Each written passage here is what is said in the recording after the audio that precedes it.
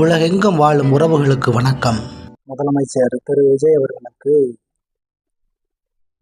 திருச்சி ஈழத்தமிழர்கள் முகாமில் தொடர்ந்து 5வது நாளாக 4 ஈழத்தமிழ் உறவுகள் உண்ணாநிலை போராட்டத்தில் இருக்கிறாங்க.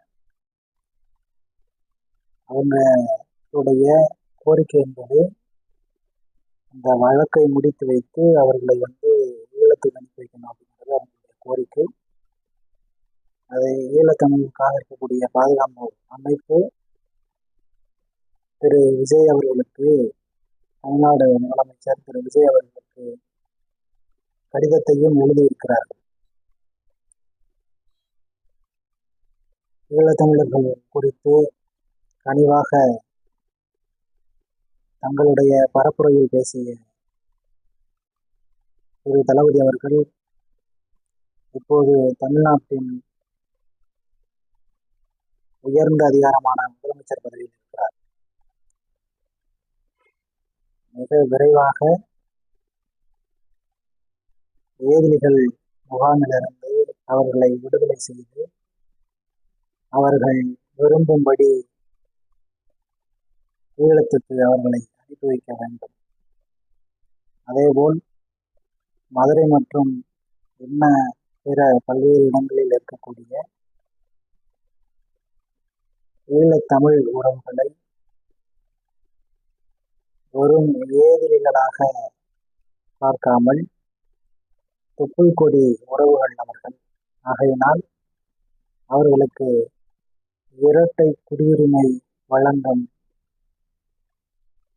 முடிவை, தீர்மானத்தை தமிழ்நாட்டு சட்டமன்றங்களில் கொண்டு வந்து இந்திய அரசின் ஒப்புதலுக்கு அனுப்பி குடியுரிமை பெற்றுத்தருவதற்கு வேண்டிய வேலைப்பாடுகளையும் மாண்புமிகு தமிழ்நாடு முதலமைச்சர் திரு விஜய் அவர்கள் செய்ய வேண்டும் என்பது தமிழ்நாட்டு மக்களுடைய, தமிழ் தேசியர்களுடைய நீண்ட நாள் கோரிக்கையாக இருக்கிறது.